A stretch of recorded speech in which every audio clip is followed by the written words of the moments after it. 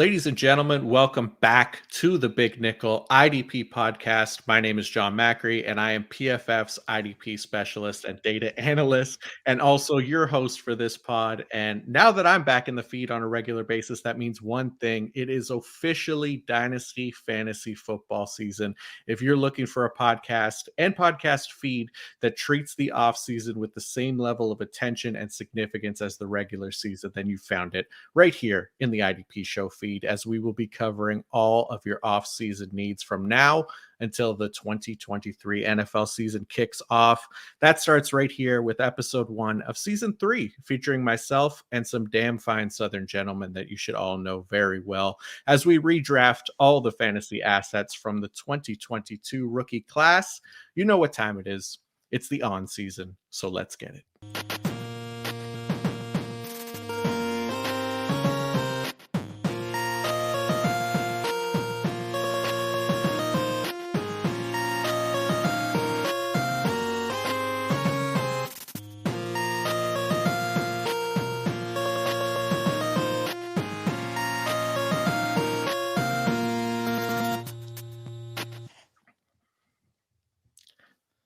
All right.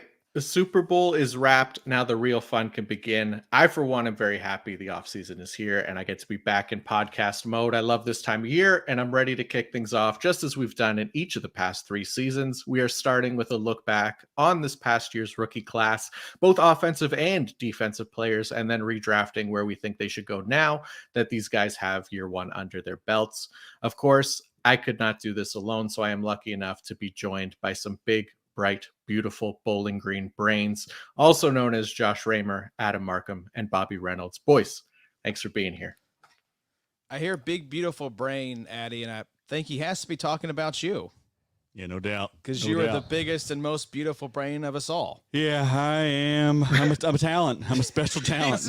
He's a catch, Bobo, as we know. Sure is. Easy on the eyes. Sure. Easy on the eyes. Very good looking. Yeah, great eye for talent. Right. Bad nose, as we've discussed. Sure. Deviated septum situation. But just a beautiful brain. No doubt about it. Yeah.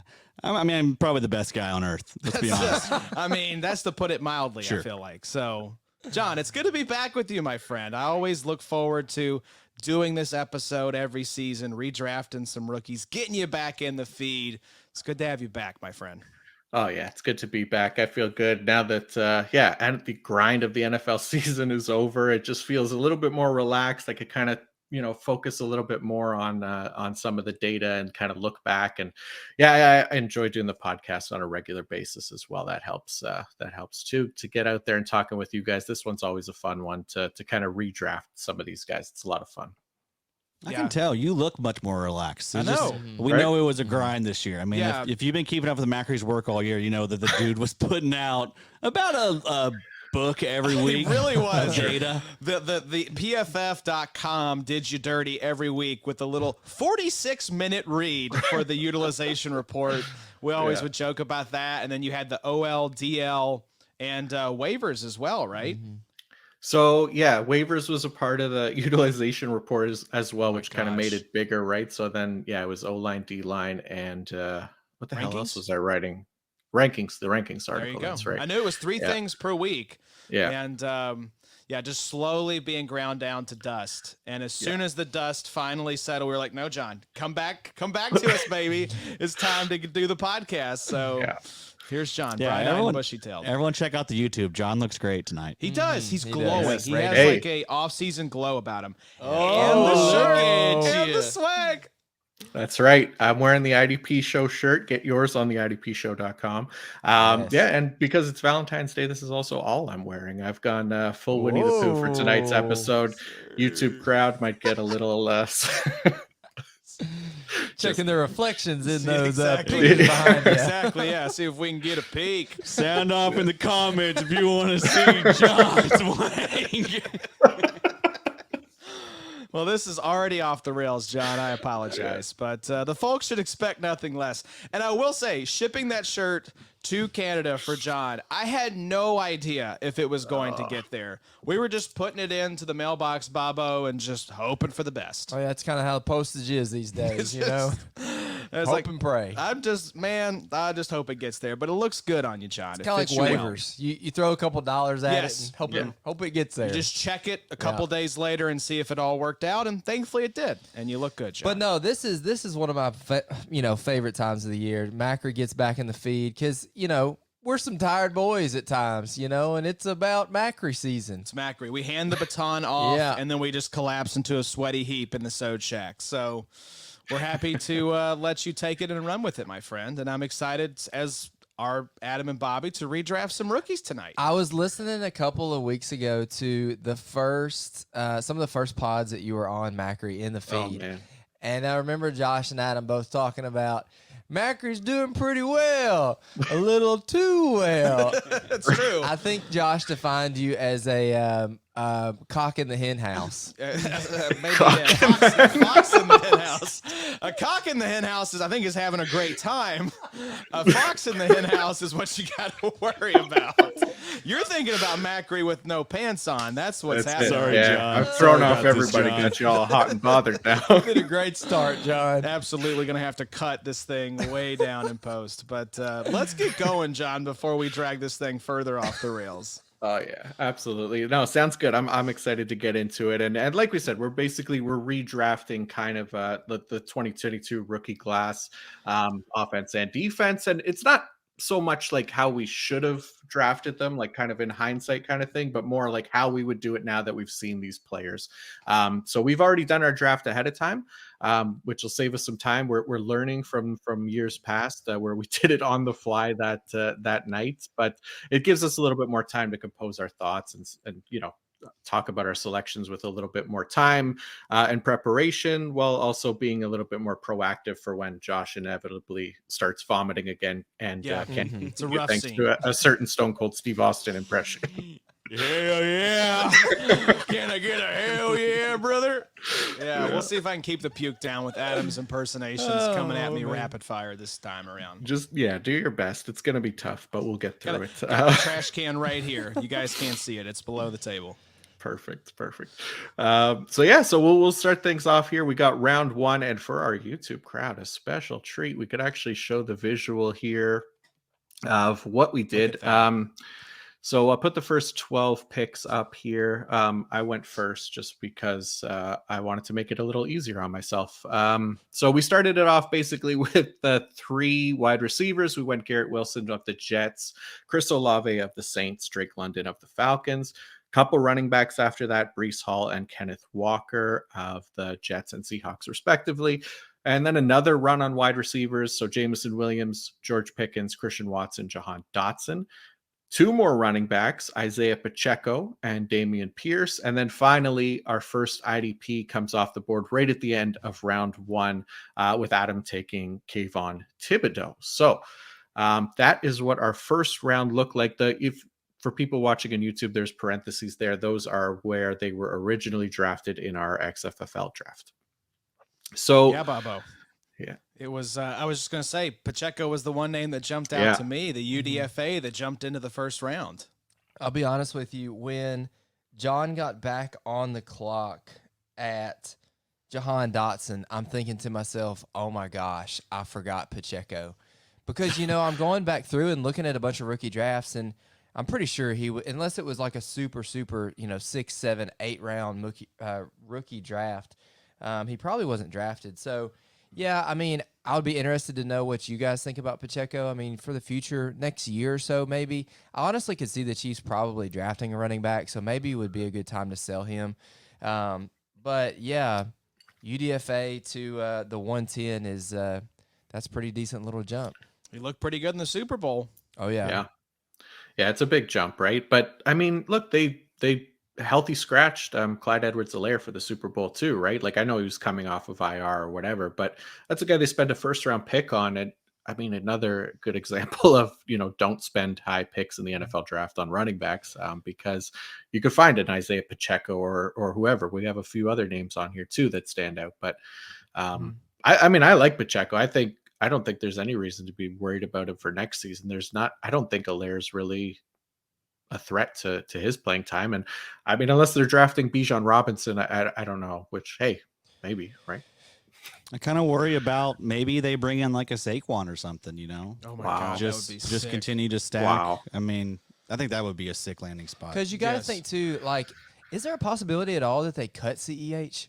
You know, because he's been really bad. And then I think they have Ronald Jones they brought in. Melvin Gordon was on Jarek the practice McKinnon, squad. I think, is a free McKinnon. agent. I mean, so, he's almost probably 30 at this point. We know about his knees, yeah. his tired legs. So legitimately, Very like tired. we could look up soon, and it's just Pacheco. And if that's the case, then yes, they will have to bring some I think guys someone in. comes Just in the there. possibility of having a shot on that to be involved with that Kansas City offense appeals to me about Pacheco. And that was definitely, I think, one of the spots where it was like, we could go a couple different directions here. I think seeing Garrett Wilson go off the board at 1 to Jon. You took Olave. That's exactly who I would have taken it to. I was sitting there at 3, and I hoped that one of the 2 running backs, Breece Hall or Kenneth Walker, would come back to me at the 106 because you have noted running back hater Adam Marcum over here at the 104 and the 105. So I thought, okay, one of these guys will come back to me. So I go Drake London at 103. Addy freaking goes Breece Hall, Kenneth Walker.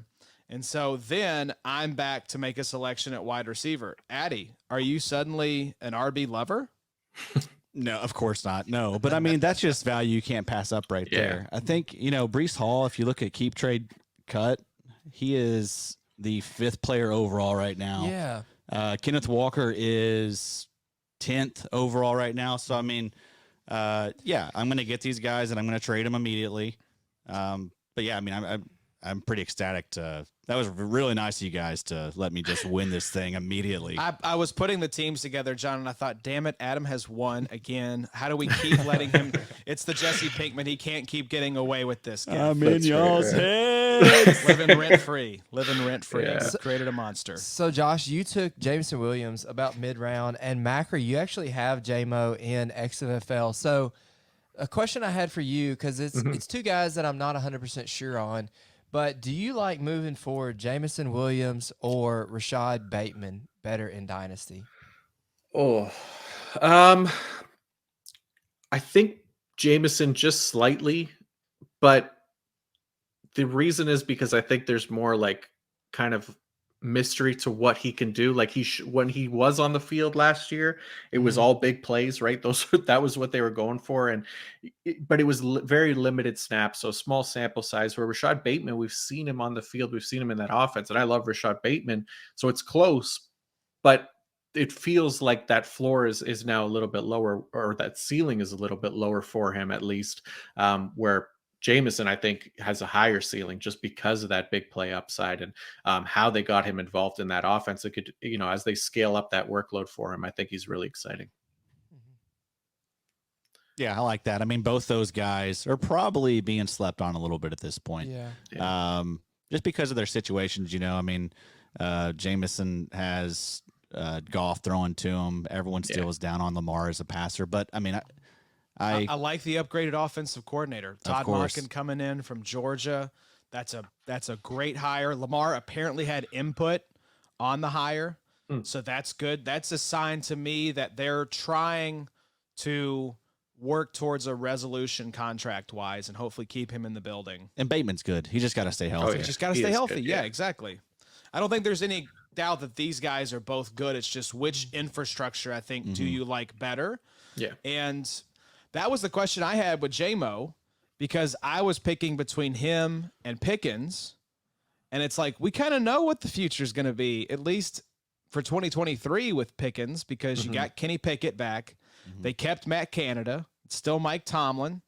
But in Detroit, are they going to roll with Goff another year? Sounds like maybe that's going to be the case. Maybe they take a developmental quarterback who can be the guy down the road, or maybe they swing big next year. I mean, they got to, right? I mean, they don't have a top pick this year, do they? They do not. They were too good. So I mean, it's gonna be Goff, because I mean he deserves it. Yeah. I think I kind of like him with that He played offense. well. I mean, yeah. He's a top 15 guy. I agree. Yeah, he's That's 15th probably. why I went Yeah, JMO, right was there. because I like the Detroit Lions offense and the quarterback there, I like Goff maybe just a smidge better than Kenny Pickett. Also, Deuce Staley out the building, so maybe DeAndre Swift can finally do his damn be thing. free. Yeah. But yeah, like this is let's talk about the first IDP as well, right? So yeah, I was wondering, I didn't know if we were going to get one in this first round here, but Adam like luckily broke the seal for us, going Thibodeaux. Thibodeaux is your highest ranked dynasty asset then from this group, Adam? Yes, they're right next to each other. Yeah. I have Yeah, Thibodeaux. I have Thibodeaux 6, and I have Aidan 7. But yeah, I mean, I love both of them. I mean, we saw the ceiling from Kayvon. He had a 43-point game this year in Big Three scoring. Just kind of similar to Jalen Phillips, right? We've seen this ceiling, everything lined up there as far as the athletic measurables, the college production. He's flashing now in the league. So yeah, I mean, I expect this guy to take another step. And solidify himself. And those are ascending teams. Yeah. The right. Giants are on the rise, just like we feel good about the Dolphins. That's a team that I think is an arrow up with Jalen Phillips. He's got Azeez Ojulari next to him.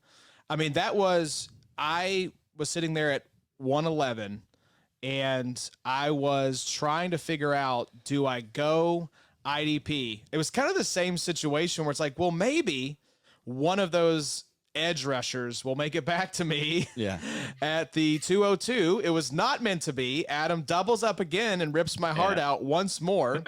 So I went with Dameon Pierce at the 111. This was before DeMeco Ryans got hired. We knew that he was interviewing in Houston.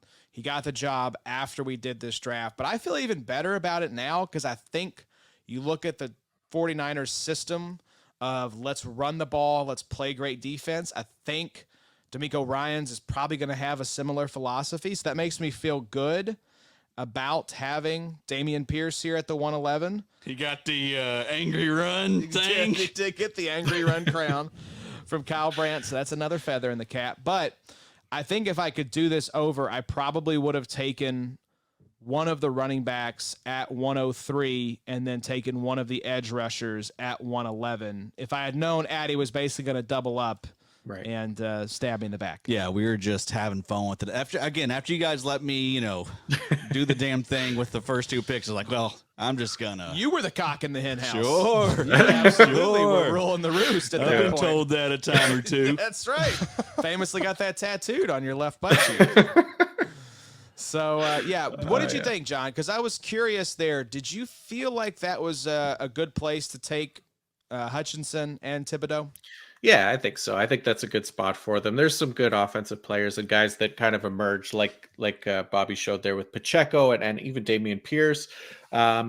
And then we kind of saw like some wide receivers, and a running back fall out of the first round as well for us. But other guys kind of replaced them. We have a lot of second rounders that jumped into this first round, like Watson and Dotson, those guys. So yeah, I think it's a good spot for them. And yeah, like you said, they're right next to each other, right? Like I have Hutchinson one spot ahead of Thibodeaux, so these guys are paired basically 1 and 2. So that's where we kind of started things off with the second round. Adam went Hutchinson, like you said, and then we went to running back again, Tyler Allgeier, another guy that jumped quite a bit from where he was originally drafted. So I like that a lot. And then Treylon Burks was one that fell out of the first round into the second for us.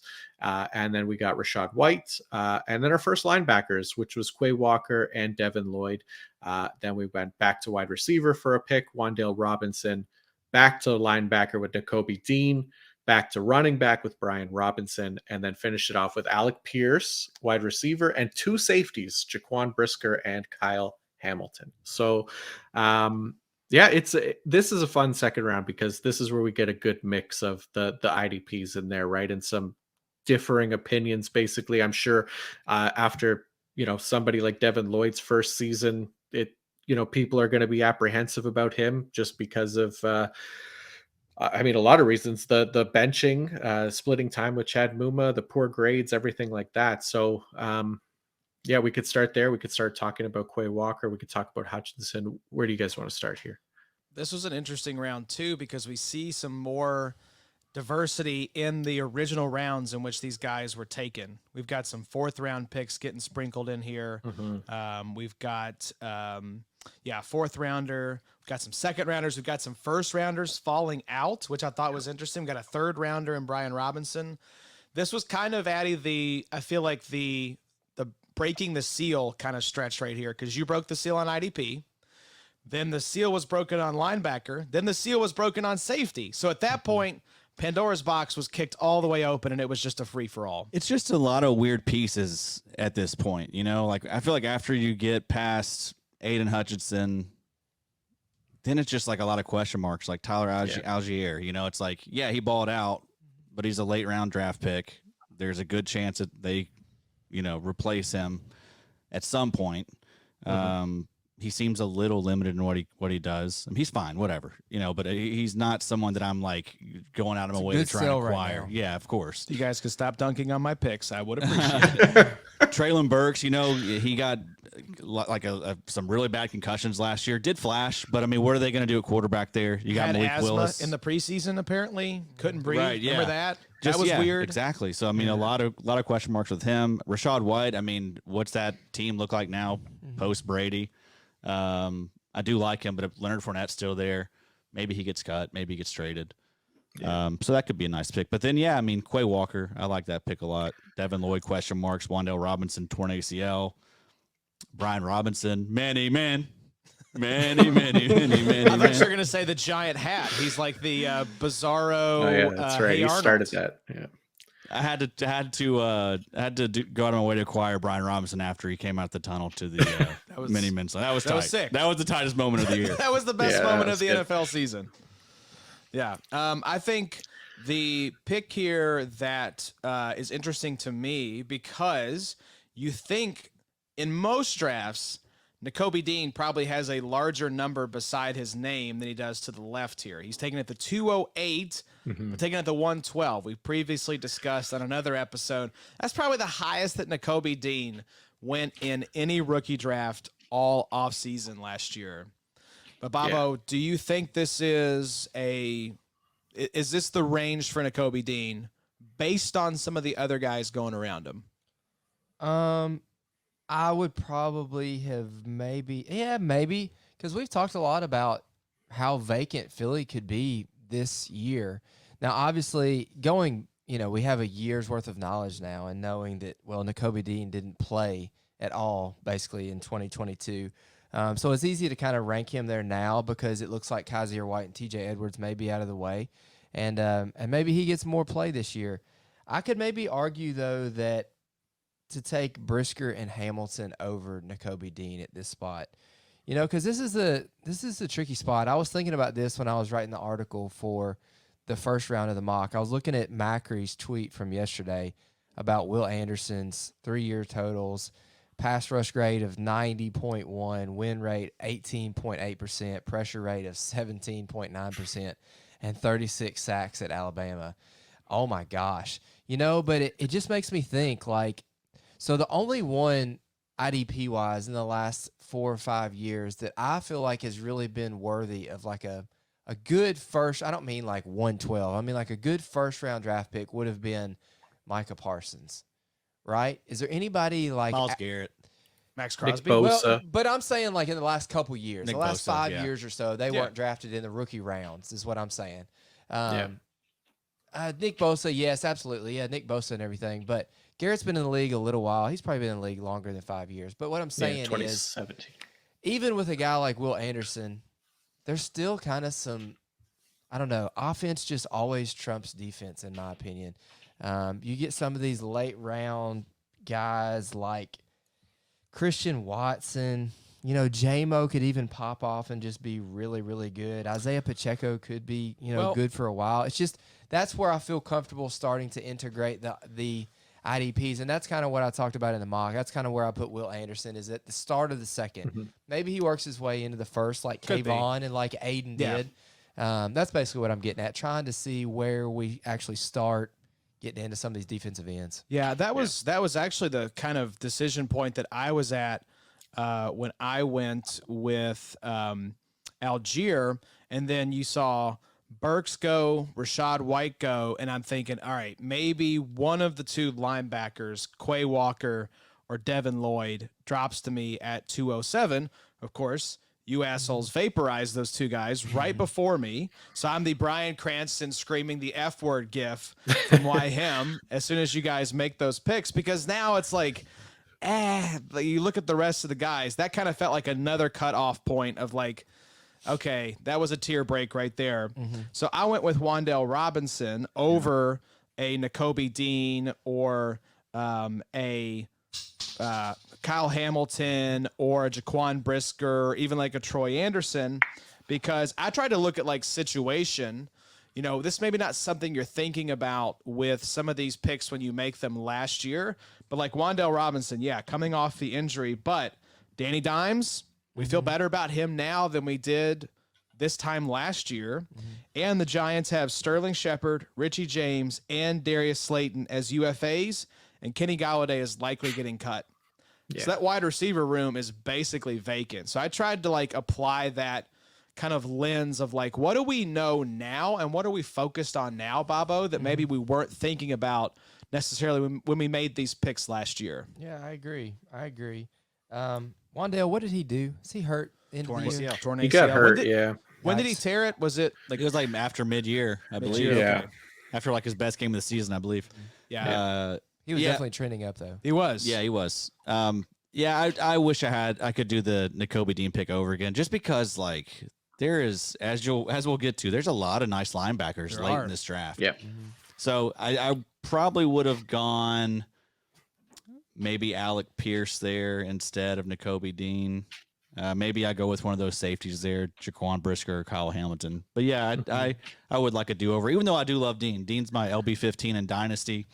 Like we mentioned, TJ Edwards, free agent, Kaiser White, free agent. So, I mean, there's a real opportunity that he could be the only guy left standing. So, like Nakobe Dean, but yeah, I think that may be a little rich right there based on what's still on the board offensive-wise and how deep this class is at linebacker. Macri, there at the end of the first, would you have gone Kayvon or Aidan? At the end of the first? Yes. It's splitting hairs, right? Like I have Hutchinson one spot ahead, right? Like they're neck and neck for me. Like I think, Hutchinson got to show more on more snaps, and then Thibodeaux had some, like Adam said, that big game specifically. But they're both showing it right now that they're worthy of that spot. I think of that late first round pick. I don't know that they'll be, Nick Bosa. They didn't really hit the ground running like that kind of level, or Micah Parsons. But I mean, it doesn't mean they can't get there, right? These guys take a little bit of time. So, it's either one, but I think I would have just went Hutchinson. Well, let's have the Jaquan Brisker, Kyle Hamilton discussion. John, throw those beautiful slides up there. Yes, sir. And let's talk Jaquan first, because we know that's Bobo's man crush coming out of this rookie draft.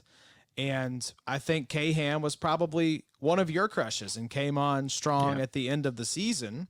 So how do we feel now? I think even with the Ravens landing spot, drafting K-Ham last year, we were optimistic. Yeah. I think it started out not the way we hoped.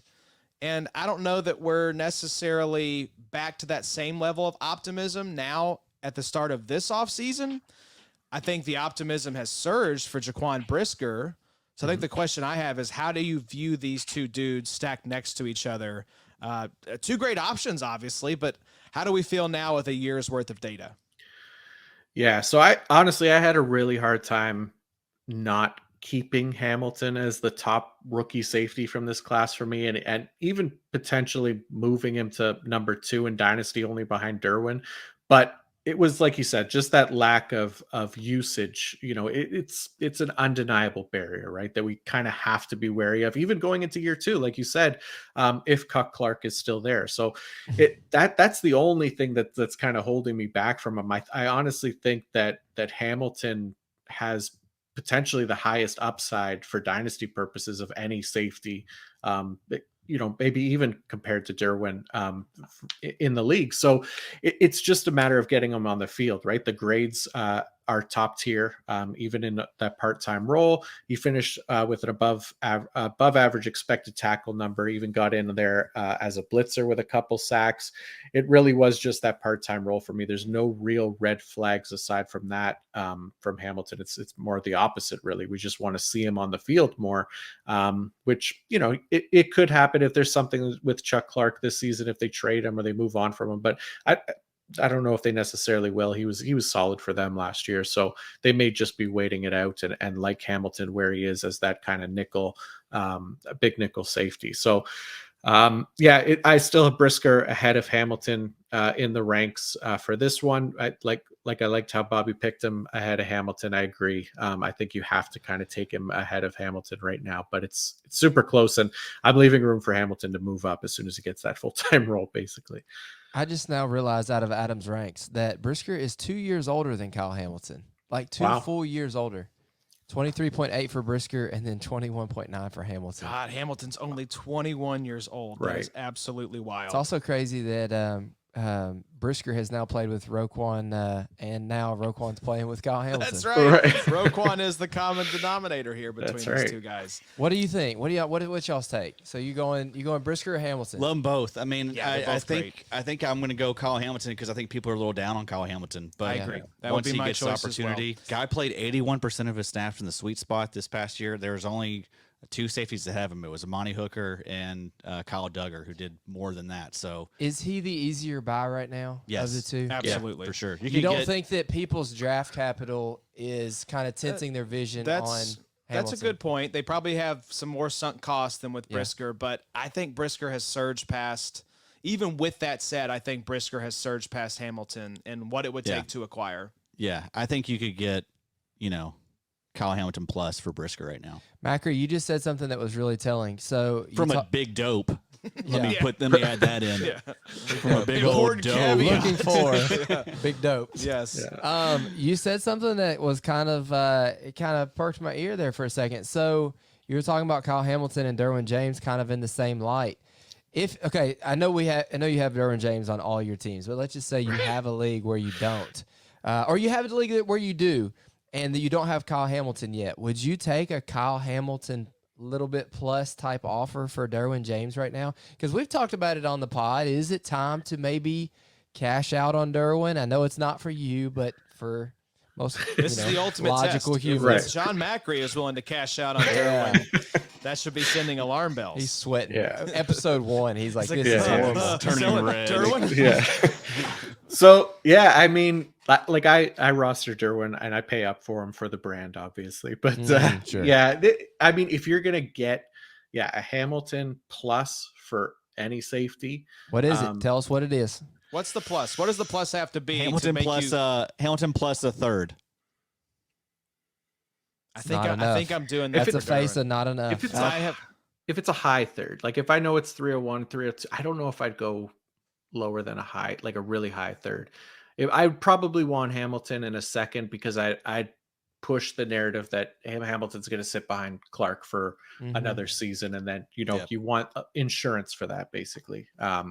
That's the hard part right now, right? Is like if you're buying or selling Hamilton, you can use that another year as a part-time player as kind of a selling point or a buy low point, right? So I would buy Hamilton. Obviously, it depends where my roster is too. If I can afford to wait a year, or if I'm rebuilding or something like that, I probably don't want to move Derwin otherwise. But I would do Hamilton plus any second for Derwin.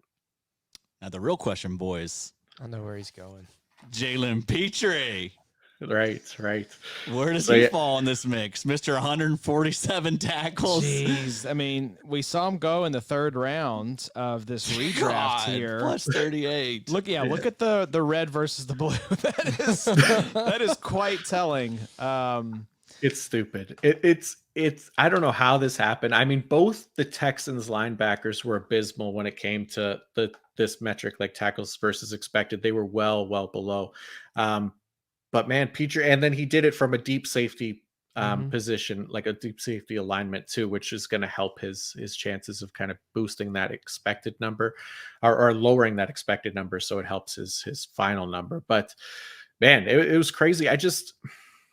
I worry that there's going to, because of that deep safety role, we're going to see that number come down a bit. We saw that already with Minkah Fitzpatrick last year. He was, I think, number 2 or 3 in tackles versus expected in 2021 from a deep safety role. And he came down, he's still top 12, but he dropped down like 18 tackles or something like that.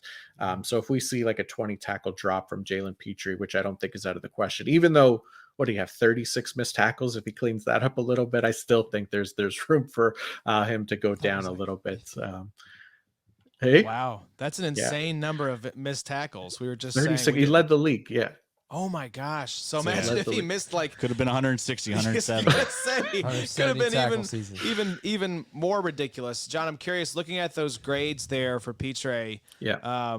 not really stellar. So I'm always a little hesitant. Yeah, we can see here for the YouTube crowd, 54.7 overall PFF grade, 38.5 in run defense, 65.8 coverage. Pretty good. Yeah. That's pretty good. I'll take that. Yeah. We like that. So let's kind of play the evaluation game because and you have D'Amico Ryans. that's the thing. That's the question I was going to ask. With a new defensive-minded head coach coming in, they're evaluating this roster top to bottom because they don't have a lot of blue chip players. Petrie, I think, benefited from a lack of defensive talent. How do you look at those grades, and what's your confidence level in Petrie's outlook going forward, knowing new coaching staff, buttload of picks, all sorts of cap space? Anyone on this roster could be up for grabs. Do you look at Petrie's grades and you're like, okay, I feel pretty good about him, I think he should be pretty secure there? Or you're like, uh-oh. Not saying or anything like that. I think he should be fine. I think he'll be given, every chance to succeed there because, they drafted him just last year. It was a rookie. You're going to see like any rookie that I put up on these cards, a lot of them have some pretty poor grades, especially at the linebacker position. So it's his first year in the NFL. I think there's going to be those warts that we kind of have to accept for a lot of the rookies. The missed tackles is definitely a problem. That was like what we saw with Patrick Queen in his first year, and we saw him kind of take a hit because of that with limited playing time and ineffectiveness and things like that. So they're a different position, obviously, but those are the kind of things to look out for. But I do think he'll be okay as far as being a starting safety again next year. I worry more about like somebody like a Jonathan Owens, for example, who was also like a high tackler, but they don't have that kind of investment with him, and he could be somebody that could be on the way out more so than Petrie. Petrie's going to get his chance. Second round pick. That team freaking sucks. Yeah. He dude balled out. Like that dude was a playmaker, making things happen. I mean, you can't just, put that back in the genie bottle. I just wanted to read the PFF tea leaves. I'm not Mr. worried. Macri. I don't get too worried about the PFF scores, even the pressure rates, John. I mean, like we saw with Aidan Hutchinson, I think his pressure rate was like 9.4%. Kayvon was like 9.8. Jalen Phillips wasn't very special when, if I remember right, when he was a rookie. So I mean, that's pretty consistent. I mean, that happens. So I wouldn't worry too much about that stuff. They're learning how to, they're going against grown ass men. Yeah. They're 22. They're 22, 23. Like, From dominating in college, right, against like guys that are basically going to be working in grocery stores next year versus now guys that are 300 plus pounds and built like brick shit houses, right? So I love that we put the college guys into grocery stores. Right. Yeah. Not like they're managers. level. They're managers. You got to give them that maybe Kurt Warner chance Yes, later. exactly. Yeah, exactly. They That's need what I the had. That's movie with actually Zach Levi to have their moment in the sun, right? Yeah. So, well, let's talk about this third round, John. Yeah, let's go. I'm into excited the to third. dig in. It gets even more interesting here as we go through the third, I think. Yeah. So again, more IDPs kind of sprinkled in here, and starting it off with Troy Anderson, who does jump a little bit but stays in the third round.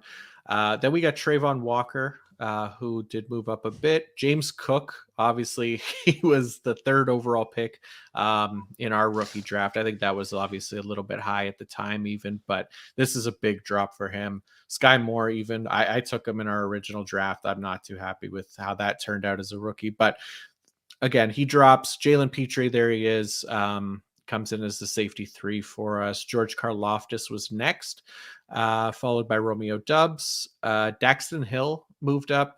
Then we got Trey McBride, David Bell, Zamir White, and the GOAT, Jack Sanborn, Agent Jack Sanborn, that is, coming in as somebody who was undrafted in the NFL and undrafted in rookie drafts, comes in at the end of the third round for us.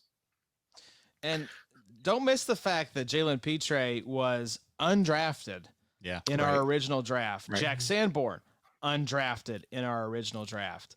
I mean, this was a really fun round for seeing those guys kind of move up. I mean, even like a Troy Anderson jumping almost a full round from like 311 to 301.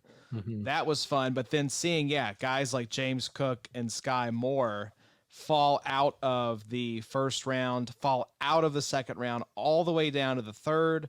Romeo Doubs jumps up to 307. I mean, this round is super interesting to me because of the diversity here.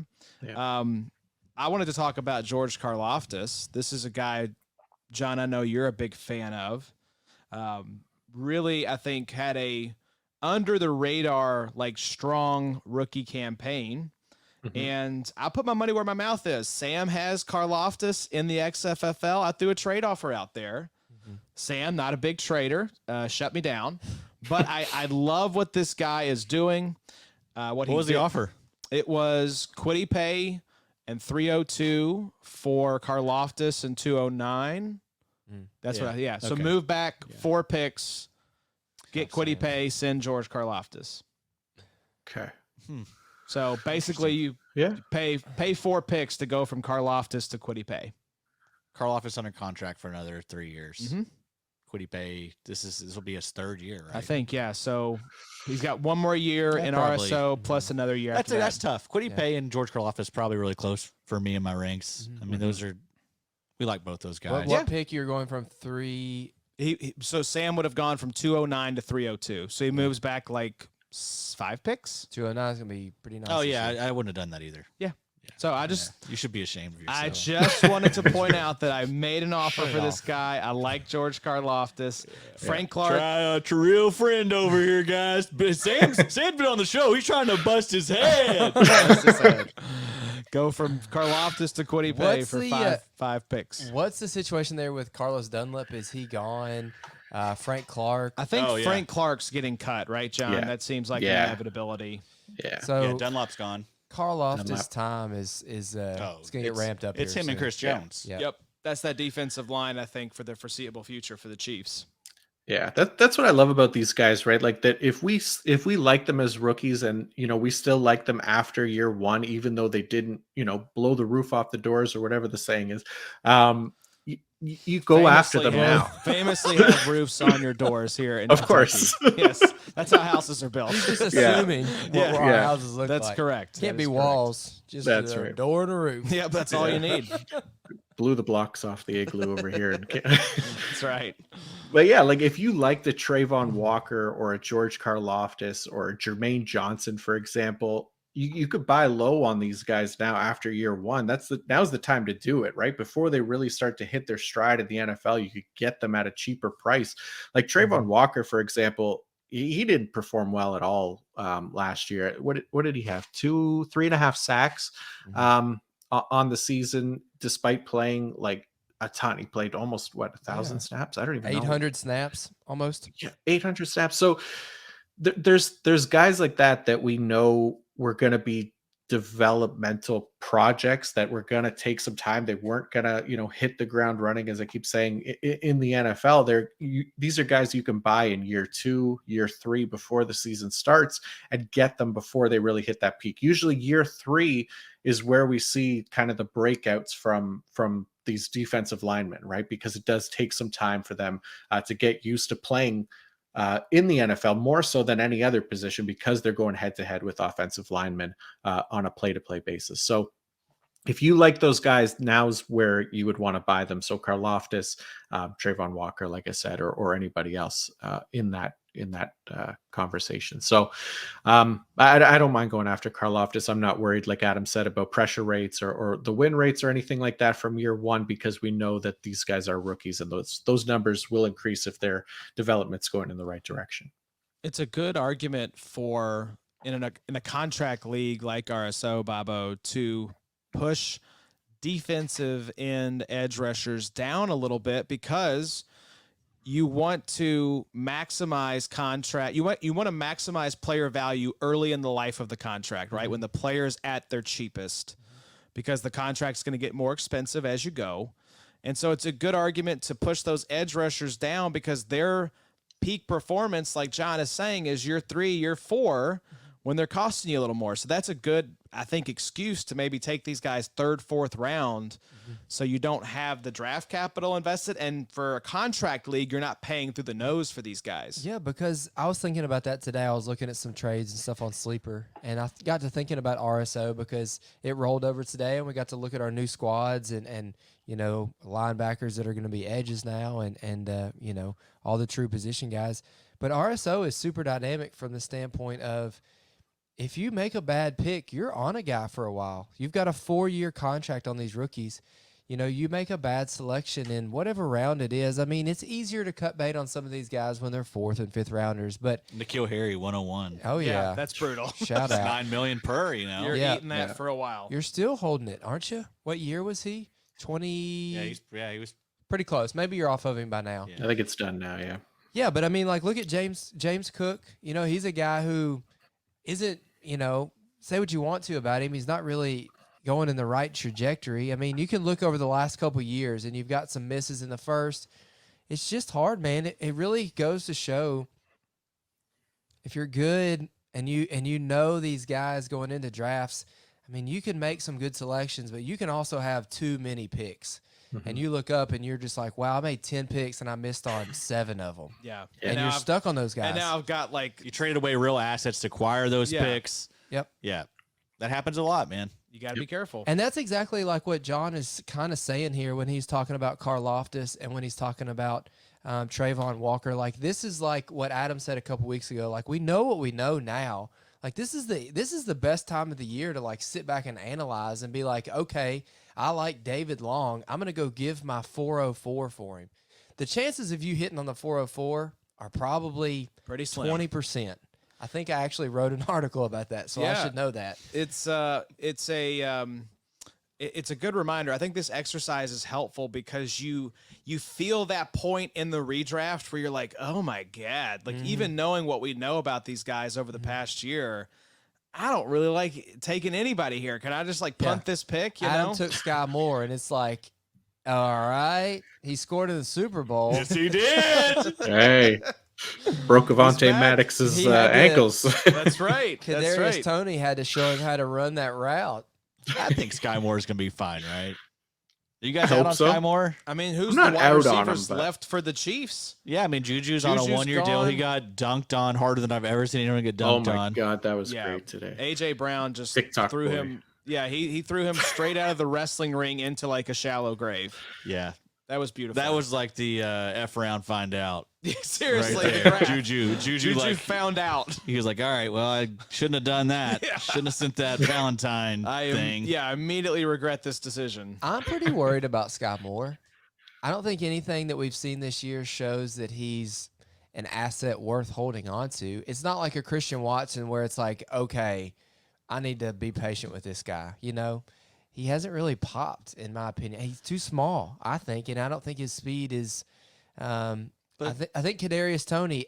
Now's not the time to buy Kadarius Toney when he does something stupid in the offseason. Yeah. The time to get Kadarius Toney is in mid-August to try to go get him if he's, Has he back got with the right Chiefs. cleats? Yes, absolutely. Yeah, he's missed camp. Yeah. Personal seriously. reasons all week. Yeah, just don't even want to get into it. But I agree with what you're saying, Josh. You get to a point, even when we know what we know, where it's like, all right, I'll try David Bell and see if him and Deshaun can figure it out. Sky Moore still got the goat, though, with him. That's the thing. I'm interested in pieces of the Chiefs' offense. Yeah. Yeah, but especially at this part. Now I don't want it. Yeah, I think John. Juju gone. You're hurting with Sky Maybe. Moore at 109 in the original draft, but Kelsey gone. being able to scoop Kelsey's him old, up here at 304, that feels a lot better. MBS Yeah. is there. I mean, And, just and it's got we got the return yards too. I think he gets involved in like the kick and punt return stuff. So there's like some value there. But yeah, I don't feel good about it. Like, this is a weird round.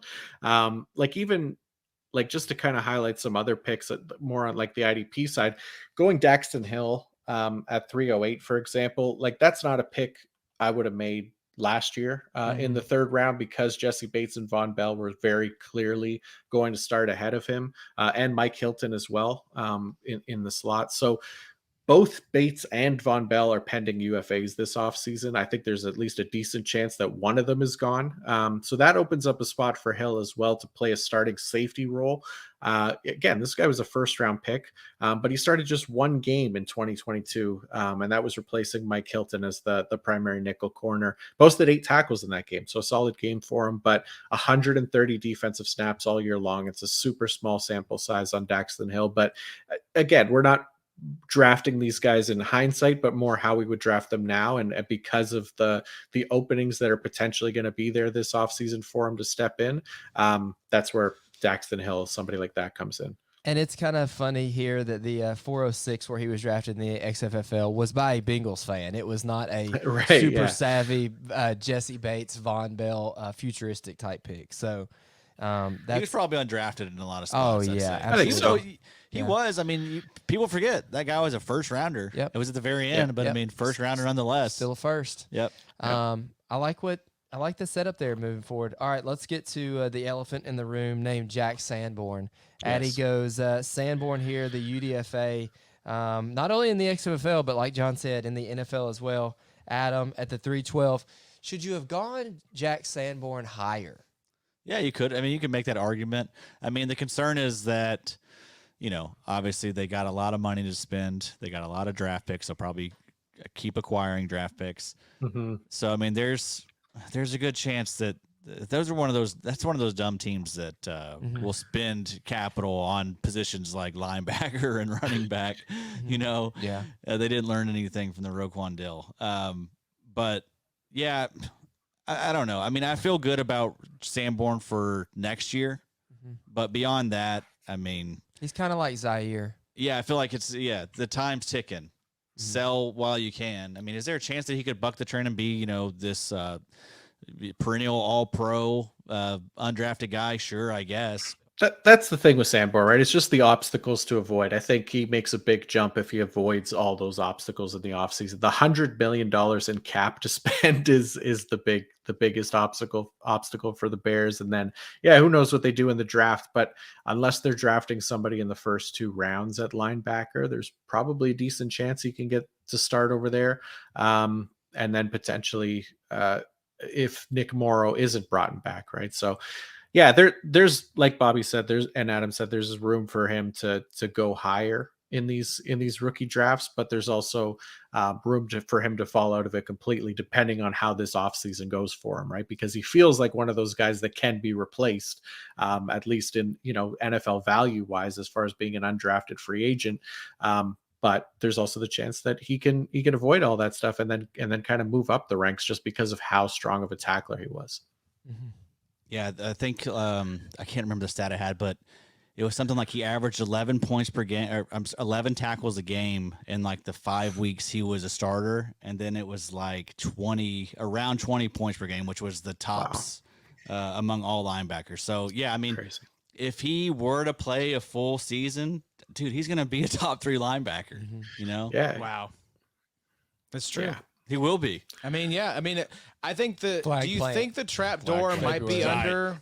Okay, so let's say they do bring in some of these. The concern is like if they bring in a Levante David, they bring in a David Long, Sure. and there's probably a decent chance Very they good do that chance because they bring we've in talked about. somebody. I don't think those guys are going to cost much. So I mean, that's what's going to be so tough with Sanborn. Like you're never going to feel secure until the season starts because we know how these things go. Like they sign these guys late.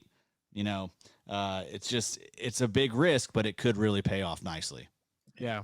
What if it doesn't? Should you sell him now? I mean, obviously you can't. Are know you holding the ticket or are you cashing out? No one's. I think in your dumb leagues, the Sure. leagues where All the people dopes screenshot are. the trades that they dunk all over people on. You can probably. I've seen people sell them for seconds. I'm not in those leagues, so I feel like the best I could probably get maybe a third. I don't know if I'm taking that.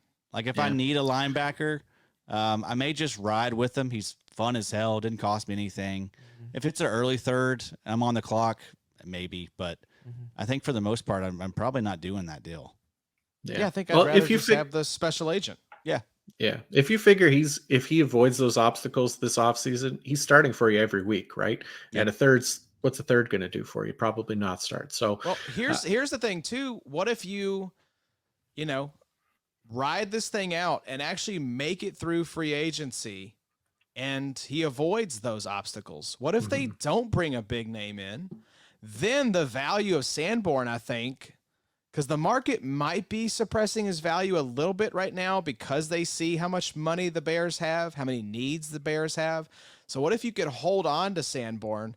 You could maybe get a second for this guy if you get on the other side of free agency. Yeah, I think you're right. That's another good reason just to hold him. Yep.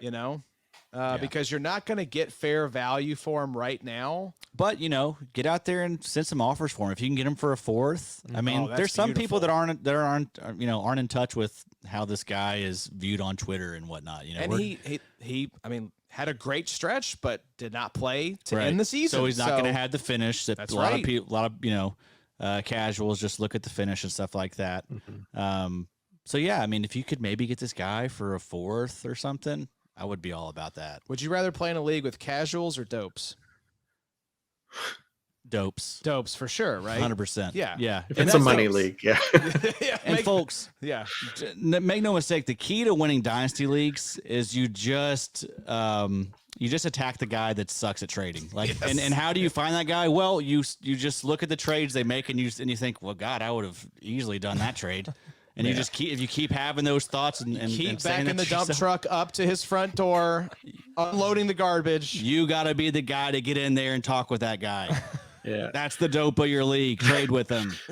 The guy that thinks Trayvon Diggs was a top 12 dynasty asset or something like that last season. Something like that. Yeah, right. Trade with that dope for sure. Oh well. All right. Well, let's move on to the fourth round here. And we got Chad Muma. So we went linebacker again here, followed by Arnold Ebiketie, who did not move from his original draft spot. Then we went Jelani Woods, Jermaine Johnson, so another IDP edge rusher, Malcolm Rodriguez, another UDFA, followed by another UDFA, Marcus Jones, our first corner off the board.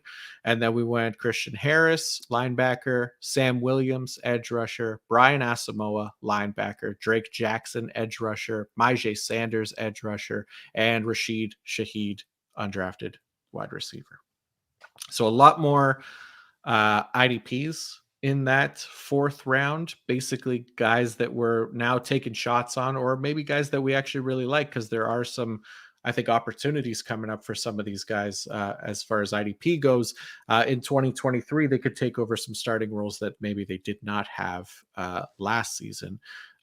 Chad Muma is kind of the interesting one, right? What do we think of Chad Muma after last year, splitting time with Devin Lloyd? Adam, you took him. Where do you have Chad Muma in your dynasty ranks? I don't know if you know it off the top of your head, but I've got him pretty high. He's pretty high, but I have been actually cooling on him a little bit lately, just because I don't know that I want to deal with that headache. It is a headache. It's a headache. Yep. I mean, Devin Lloyd ain't going nowhere. They're going to keep trying to make him a thing. Ain't going nowhere. Foye definitely going anywhere. And you look at the playoffs, they played Devin Lloyd over Chad Muma. I think Devin Lloyd got almost 80% of the snaps in the playoffs. Yeah. I mean, they want him to work. They want him to be the guy there. I mean, that's why they took him in the first round. Again, I'd probably redo that pick if I could. I like Chad Muma, but he's just got a mess in front of him, and I would like to avoid that, because that's going to suppress his value for a little bit, I'm afraid. It could be as the next team he's on before we really see much return on him. Kind of like Rashaan Evans type situation or something, Sure.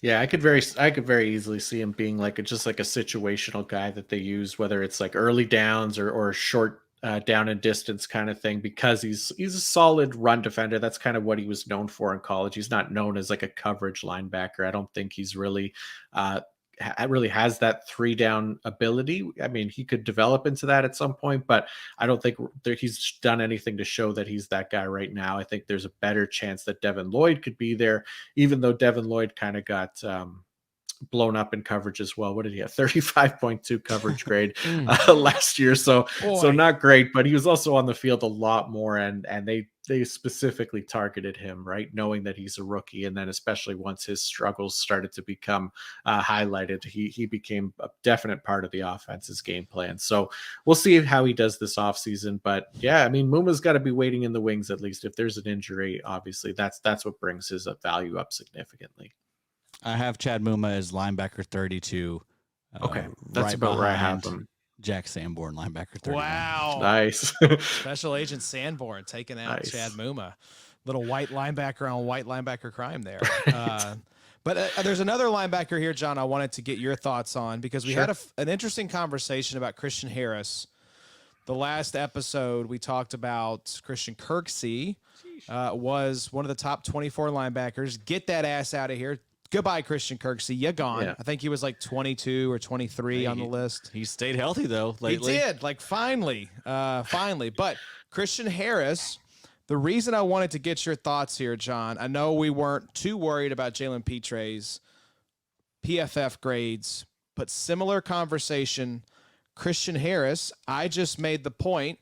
All that red you saw there in the PFF grades in the 20s.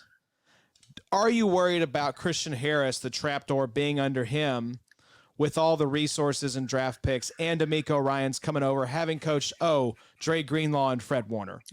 Right. Two of the best linebackers in the league. It's going to be a bit of a rude awakening, I think, for poor D'Amico Ryans going from Harris and Kirksey from Greenlaw and Warner. But yeah, I mean, Harris's grades are definitely a lot more concerning than Jalen Petrie. He was the lowest graded linebacker of the entire season, that 28.3 grade. He definitely had the opportunity. I think he will get the opportunity again. Again, it's going to depend on what they do in the offseason. I know Christian Kirksey, I believe he's still under contract though, right? Like for 2023. So if they don't cut him and they hold on to him and then end up bringing somebody in, I think the favorite that I think is going to be there is Tremaine Edmonds. I think there's a chance that they could bring somebody like him in, or I think you guys talked about it. Even Levante David makes a lot of sense. Somebody that is, has experience and that can run D'Amico Ryans' system the way that he wants it to. I don't think Christian Harris is quite there yet. I know he was a 3rd round pick. So, I think learning behind some of these talented linebackers, not Christian Kirksey, but somebody else that they bring in, is going to be a positive for him. But I think he's going to take a little bit more time. I don't expect him to significantly improve next season. Basically, I think there's a chance that he sits a little bit more next season than is thrown to the wolves a little bit more like he was this year. That would make sense. Christian Kirksey is under contract. They can save $5.25 million if they cut him, though. Okay. So they're not necessarily hurting for cap space, but I wouldn't be surprised to see this guy cut and end up on a new team. So I think Christian Harris will have the opportunity. I just don't think it will be, like John said, what we saw in 2022. I think they may bring one or more linebackers into that room. Yeah, I really like that Tremaine Edmonds call. That's someone we probably need to be more optimistic about because he's going to go into a nice role out there. You asked for the list of people who had the number of tackles that Fred Warner had since coming into the league. And the name that was surprising to see on there for me was Tremaine Edmonds. Yeah. I was very surprised by that. Yeah, he's been very solid. I think like 100 tackles every year, maybe. Pretty much. He doesn't do much more than that. We'd like to see some playmaking Tremaine, but maybe he'll do that as next spot. The guy still is, I think, 19 years old. I was gonna say, the trip is there, the age is there. He's got the dreads. Yeah, he's not quite drinking age yet, so he's got some time to develop. But he's coming off his best year too, right? At least grades wise, in the system. So it's a good timing for him. I don't think Buffalo's going to be able to re-sign him either. So it seems like he'll be going elsewhere. And I just feel like the Texans is the best spot for him. But I just wanted to pull it up here. Demario Davis, 551. Tremaine Edmonds, 551. So he's had the same number of tackles as Tremaine Edmonds. That kind of raised my eyebrows a little bit. And Budda Baker sitting at 573. Shout out Buddha, the pocket-sized playmaker. You'd love to see it. Our favorite listener. Oh, and I That's do want right. to say one more thought I have. People are going to discredit Jalen Petre this year about playing deep and stuff, but they did the same thing with Buddha Baker, and I see those guys very similar. Okay, that's a nice I wouldn't call. fade them too much. I like it. Playmaker's going to play make. Ooh, put that on a T-shirt. I like that. Make There that the we next go. shirt. Eddie. That's We'll the sell next that one. as well. We'll send that to Canada as well. Beautiful. Can't wait. So yeah, let's talk about Marcus Jones. Bobby, you took him there. First corner. I can't remember if we had any corners taken in the original draft. Maybe there was. But what do you think about Marcus Jones going forward? He didn't quite play like a full-time role this season, which is pretty normal for the Patriots, but you obviously like him going forward. Well, I mean, obviously in our league, this is a return league, and there was also, we just had our inaugural our rule changes, and now IDPs will be credited if they get offensive plays. It's literally called the Marcus Jones rule. Yes, absolutely. That's kind of what we're referring to. I think Marcus Jones had like a 55-yard touchdown this year. Yeah. Marcus Jones is just he's too much of a playmaker to look away from at this point. Even in sleeper, I mean, and Marcus Jones is specifically a corner in the XFL, so that should be mentioned. But even in my sleeper leagues where he's just a DB, I love Marcus Jones. He's a great best ball guy. I mean, a guy who scored he had a 55-point game last year. It's hard to look away from those types of things. So I don't know. That was just kind of one of those ones where he had fallen far enough, and there's going to be a bunch of people throwing Marcus Jones a bunch of cash in our free agency this offseason. Yeah. Most people whose names rhyme with Posh Tamer. Oh, shut up. You know I don't. He loves Roster. Patriots players. Yeah, I'll roster all Patriots as a rule. Make a note. Somebody make a note. Marcus Jones was nuts, dude. 24.3 points per game, weeks 10 through 18. That's But yeah, insane. I mean, a lot of that was off the back of return yards, right? So Yeah. I feel like next year we could see, which is crazy, we could see even better production because I feel like he's going to actually get the snaps on defense now. Because they have some guys leaving too, I believe. They have some free agents at corner. Also, another weird note with the Patriots, they have like 3 cornerbacks named Jones, or they did. Jonathan Jones, Marcus Jones, Jack Jones. There you go. Jones. And then Mac Jones, a quarterback. I have a buddy of MF mine. Jones from Horrible Bosses. I had a buddy of mine message me and be like, "Dude, who is this Jones guy? He's making a tackle every single play." Then you're looking Well. like the others. He's a cornerback. It's triplets. There's 3 cornerbacks. Yes. That's the same person. They just split into 3. That's his superpower. So the question has to be asked, I feel like in Dynasty, like, what would you give to attain Marcus Jones? Because I'm a Marcus Jones guy. I mean, 55-point game kind of does a little something for me. Yeah, if you get return yards, I mean, Yes. could you talk yourself into giving a second for him? that feels rich. It's a lot. What if you did a corner for corner trade? Would you give Kenny Moore for Marcus Jones? Kenny Moore was like the Easy. corner one for Okay. Easy. L'Jarius Sneed is still number would you give 1. Sneed for Jones? L'Jarius Sneed, probably not. Yeah, we're holding Sneed. Return yardage, though. That's really nice. If you're in a return yardage league, is Marcus Jones just the number 1 corner? Yeah, I think the upside wise, yeah, maybe so. I mean, there's an argument. Like if we knew that he was going to be the return Let's say guy, we know he has that role. there's an argument that he can be the DB1 100%. Yeah, in a return yard league. which every league should be a Every return league, yard yeah, league. it's a big 3 scoring standard. And we'll Yes. talk about that too more in the offseason. But from the Super Bowl, we'll talk about a guy in Leo Chanel here at the end of the 5th, I believe. But Trent McDuffie made some plays in the Super Bowl. Not enough to where I feel like L'Jarius Sneed is going to lose a bunch of playing time next year. But McDuffie is going to stay on the field a lot more next year. Just one he didn't make. Stay On away. AJ Brown, baby. AJ Brown, dog. That was the sickest nasty, touchdown. man. That was so sick. Which one? AJ Brown had a great Super He, Bowl. Oh, he yeah, like yeah, fake yeah, played yeah, like it yeah. was underthrown, but then cut Ran outside. right It past was, him. It was sick. It's like, what can you do? He Like did- that was just such He's had a great week. AJ Brown MVP. had a nice catch with Sneed draped all over him too. That was Yeah. the one they reviewed. Yeah, Yeah, that guy's Right. AJ Brown. monster. Good That guy's guy. a freak. Awesome. He's pretty good at football. Yeah. What else on here? We want to talk about Malcolm Rodriguez for a second? I mean, Most overrated asset in IDP. Oh my god. Do you think people are still hot in the pants for Malcolm Rodriguez at this point? It's hard, mean, right? Because it's a little that warm. early season hype was insane. Like I'm pretty sure people were ranking him as like the dynasty linebacker one at the after Hard Knocks. But if it hasn't cooled by now, then I mean, you go sell Malcolm Rodriguez to whoever that person is. Look, he was fine. He didn't get on the field very much because the Prince of Asgard, Alex Anzalone, was over there. Scarred. I love the emphasis there, John. That was beautiful. Well done. But great point, John.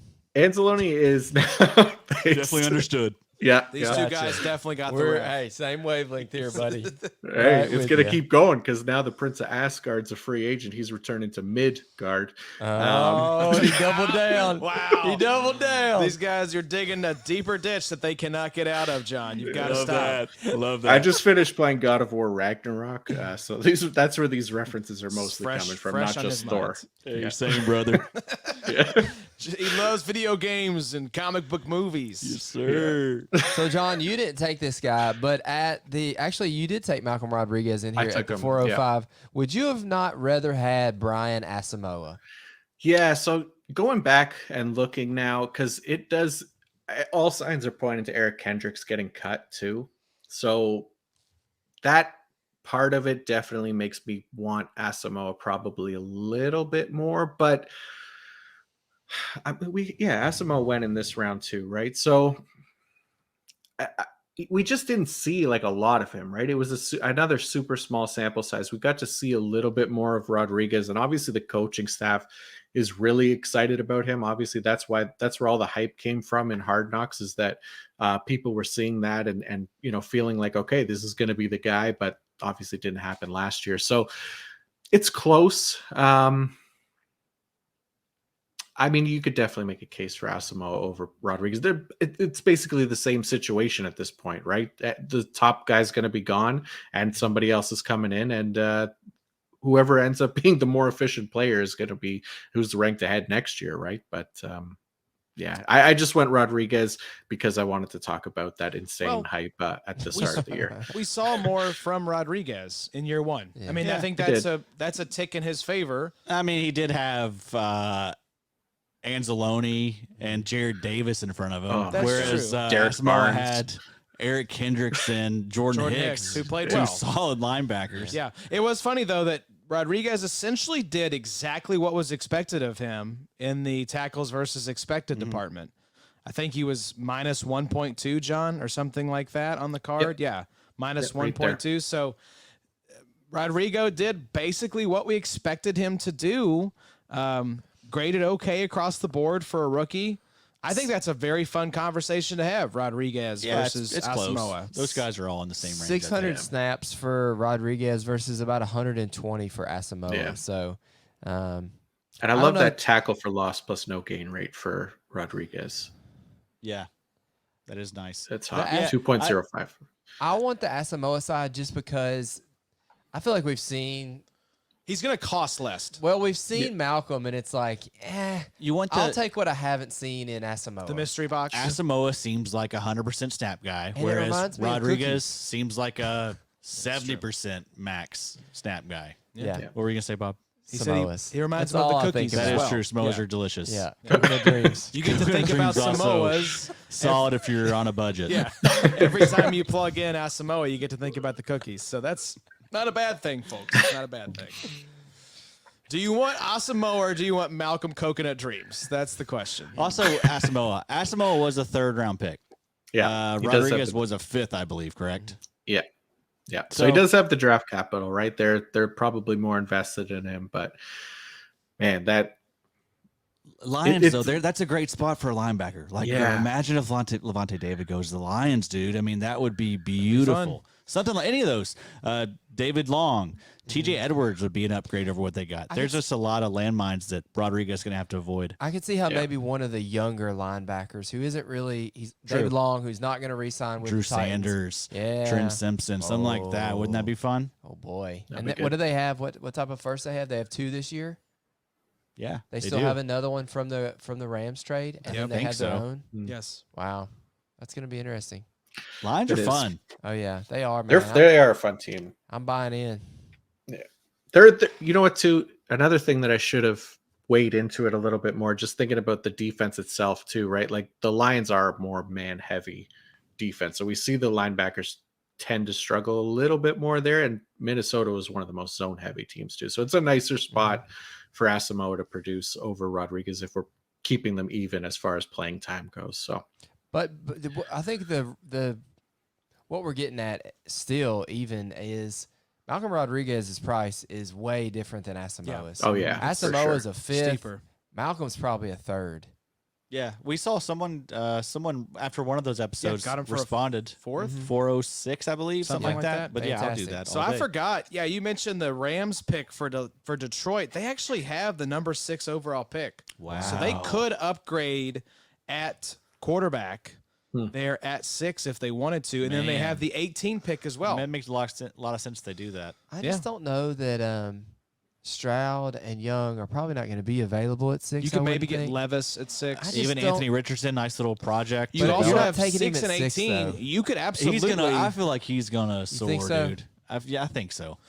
You have 6 and 18. You could absolutely trade up to 1 with those 2 picks if you wanted to go get a Bryce Young or a CJ Stroud. sure. So How That'd old be is fun. Goff? Is he 25? Goff, he's like 30 at this Goff's point. Is he pushing really? 30, yeah. Okay. He's been in the league for a while. So it's probably time. Former first overall pick. That's Isn't that right. Crazy. It's weird. He's made a lot of money. You think they would trade up, though, the Lions? I mean, that it would basically be to get ahead of Indianapolis, right? Or I guess Houston, too. But What else would they do with those? I mean, obviously they have You're tons of going to holes. have to get into 1 or 2 if you want Stroud or Young. They I think, should. Yeah. I mean, 'cause honestly, if they're Houston's taking whoever's left over, I think, from that equation, and then some team is going to 1 to get Yeah. either Stroud or Young. yeah, I think they should do that. I mean, They they're should. They're going to be set up if they get a quarterback. Yeah, because you could have Goff for another year if you wanted to Yep. do the Mahomes route with Young or Stroud and bring this guy in 2024. But do you pull that lever next season? Do you go Goff one more year and then get your You quarterback? trade in one of those 24? first for Treylon. they might not be picking There you that high go. again, There you right? go. Yeah, yeah. That's the thing. They maybe have a pick in the 20s next They season. were one game out of the play. That's out of right. making Yeah. the playoffs this year. Yep. Packers could suck when Rodgers is gone. The thing for me with this year, I guess with Stroud and Young, I guess as it pertains to the Lions, is like, is that worth doing, or is it worth letting Levis or Richardson fall to wherever they might for those 2 picks, and then you just keep what you've got? You know, I don't know. Smarter heads could tell you, is Bryce Young going to be that much better than a Richardson or a Levis? It all comes down to how these teams evaluate the quarterbacks. Yeah. If they fall in love with one of these top 2 guys, I think you could absolutely see them. I think some team is coming up to 1. Could be the Panthers, could be the Lions, could be the Colts. I think there is a team coming up to 1 to get a shot at Bryce Young. I think he'll end up going number 1 overall. And that's something, too, to mention in this redraft of last year that we haven't even talked about a quarterback yet. And in 2023, I guarantee you, Young and Stroud will probably go in most 1 quarterback leagues in the mid-second. And then you're going to have a Levis and a Richardson probably go in the 3rd somewhere. And then in super flex are obviously going to be first rounders. But we didn't have that to push down some of these running backs and wide receivers last year, like we did at Justin the Fields and at quarterbacks, Trevor Lawrence the year before. Did not factor into this equation. So that's at another all. reason Good why point. seconds are going to be pretty sweet in 2023. Yeah. Yeah, if you were a card collector, you could take this year off because I mean that's really what drives the value of cards. Yeah. Is as you guys know, I'm the card king. I was the card king. You were. There was about a 3-week stretch where you were the card Boy, king. that was a fun month. That was a fun. What a fun month it was. Stressful, but fun. Going to Target on your lunch break, to check out the feeling card packs. section. Oh, Oh, man. do you We want had, to talk we about? had a rip and pack segment. You remember that? I brought those super Yes, old cards. yes. Like We did. 80-year-old bubble gum in them. Cards. Adam threatened to eat it. I wish I would have. Did Yeah. you eat it? I feel like maybe your. I think your brain you told ate- them not to eat it. Yeah. I was trying. What was wrong with me? I should have let that happen. That's been fun. Just live stream it. You want to talk about the 5th round, John? Yeah, let's get into the final round here. Let me see. There we go. Yep. So 5th round, we started with linebacker again. Terrell Bernard. So this was another one that wasn't drafted in the original draft, but again, opportunities coming, so he's going to get pushed up a little bit. Jon Macri in the 5th round here. Kirby Joseph, Isaiah Likely, Greg Dulcich, Chigoziem Okonkwo. I hope I said it right. Tariq Woolen, Devontae Wyatt, James Houston, Jerome Ford. There's our first quarterback, I think. Desmond Ridder? Or did Kenny Pickett go somewhere? Josh had No, Pickett didn't go. Okay. And Leo Chanel. So hands too small. A lot of UDFAs. So this is obviously where we realize like the 5th round is all about taking shots, right, on guys that we think might be okay. And then once we see that, okay, there was actually guys that we missed on, we moved them up into this round. So there's a lot of UDFAs in this 5th round here.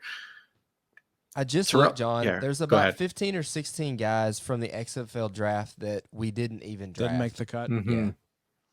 Yeah, that's Makes what sense. I wanted to kind of call out here. Some of the picks in the 5th round. You mentioned Chigakonkwo. That was basically just, I like what I saw at the end of the season. I'll take a shot on a tight end because that's such a gross landscape in fantasy football. Yeah. And Addy, of course, once again doubled up and smacked me across the face with Isaiah Likely and Greg Dulcich. There at I believe 505. John forgot to put Greg on the list, and Addy he discovered it.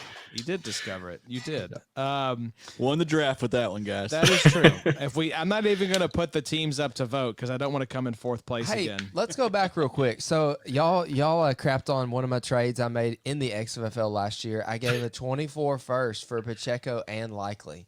How's that look now? Still bad? Still a It's lot. okay. Yeah, Still a lot. Still steep. What do you think, steep. John? Too much? Pacheco unlikely. We just redrafted Pacheco in the 1st round. I mean, We you did. took him in the first round, though. You're the one that hey, he was still first. He was still first. That was Bobby leaning into that. You guys didn't like my trade. Damn. It's like poisoning the well a little bit here. I'll Bobo. do it again. I'll do it again. I would have gone Treylon Burks over Pacheco. Yeah, we talked about the risk, right, with Pacheco, what could happen. Adam saying, Britt's talking about like Saquon Barkley. Obviously, that would hurt him significantly. So, yeah, first might be rich, but I get like taking the shot on somebody like a Likely, for example, like who could become that next like top receiving tight end. Obviously, he's got Mark Andrews there, so that's a pretty big barrier for him. Not that a team can't, get value out of 2 tight ends, but it's probably not that team, the Ravens, just because of that passing attack. But you never know. I mean, I like Likely as a receiver. I took Trey McBride as our first tight end. Thinking about it more, I could easily went Chig, Okonkwo, or Likely.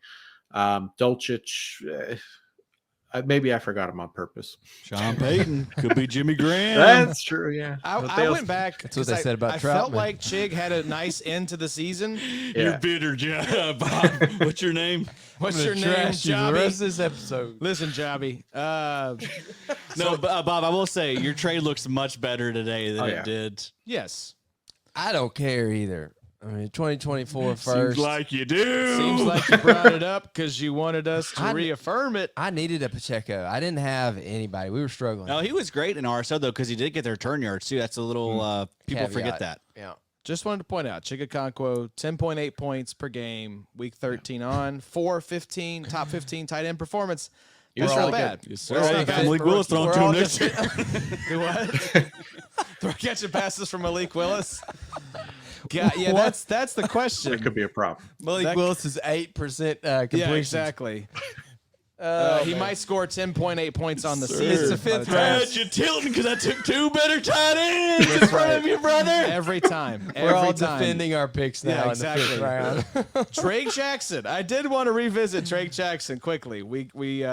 I ended up taking him in that best ball we're doing, Addy, which has been a lot of fun. We're in the dregs at this point now. It's going faster than I expected. Yeah, though. it really is. Good draft room. great group. Everyone, thank you for participating and What being did you on call him last week?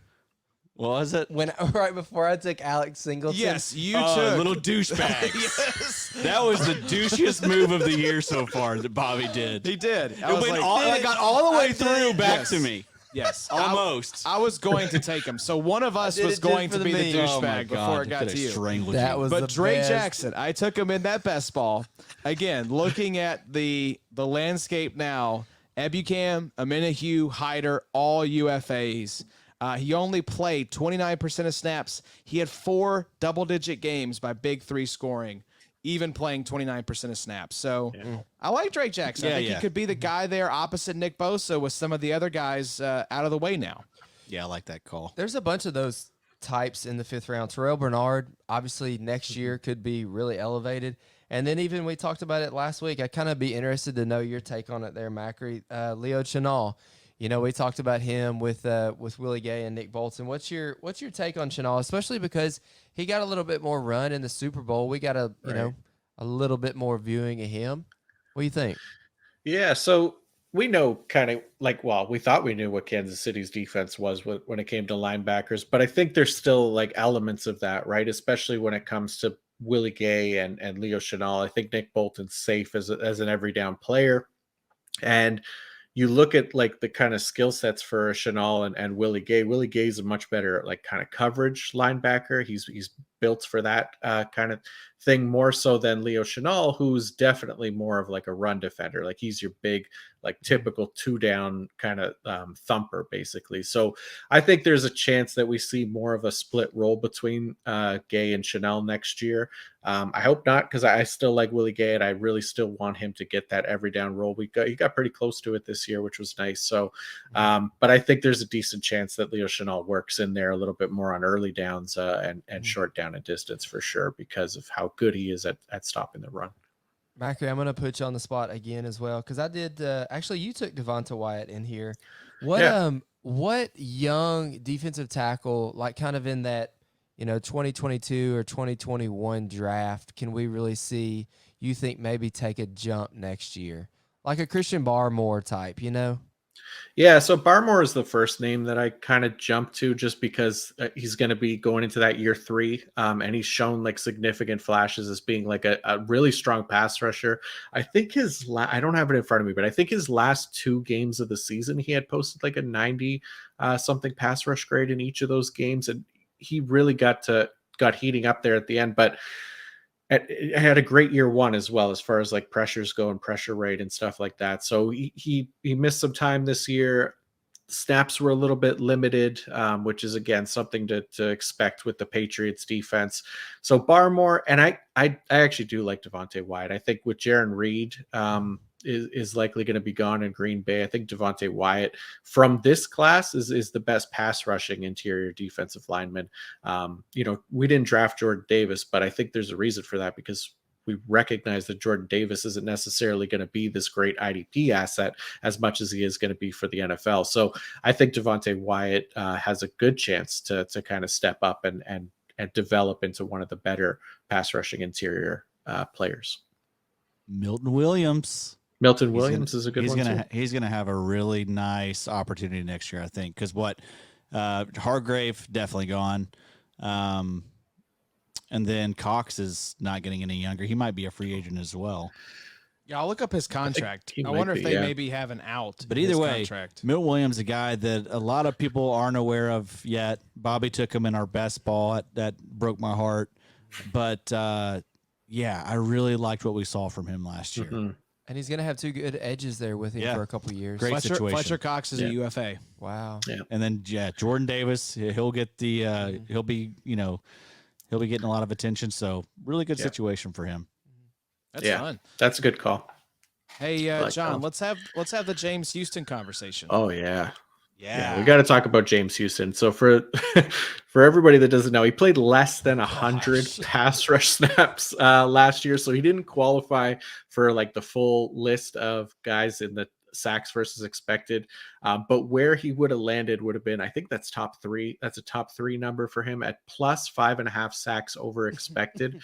And he didn't just do it like by fluke it in. He had some elite pass rush metrics to go with it. So what do we got? 9% sack rate, which is insanely high. Like a high for a full-time player would be like 3%.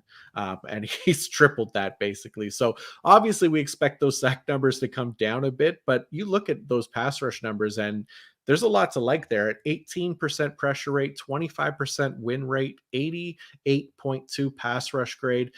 He started the year as more of like a pass rush specialist when he first got in there. I think he played like a total of 5 run defense snaps through his first 5 games or something like that. And then in the last 2 games of the year, they started to use him a little bit more on early downs and the passing downs. So they started to get him worked in there more as like a true full-time player. So that it has me a little bit more interested in him for IDP and more than just like a best ball type option. I think, looking at the Lions edge rushers outside of Hutchinson they're kind of mid, like they're not like the best guys to trust in a full-time role, but man, I don't know what else James Houston could have done to prove that he's worth getting a full-time shot next season, and depending on what they do in the offseason. But man, he was unbelievable. I can't imagine a 9% sack rate continuing. I think that number definitely comes down a lot, but doesn't mean that he can't be a really, really good IDP next season as well. I don't know, John. I could see this guy getting about 60 sacks next year. 60 would be a nice number. That would definitely put him in consideration for Defensive Player of the Year. Yeah, so. They would give it to him for 3 years just for that. Yes. 92 pass rush snaps. Yeah, it's insane. He was, he was amazing. Does he have the DL tag on Sleeper yet? I know that was an issue for a little bit. So I mean, LB and DL tag. Wheels up. This is a guy that he was on waivers in one of the leagues that I'm in. So yeah, I mean, you should definitely go. Is this a dope league?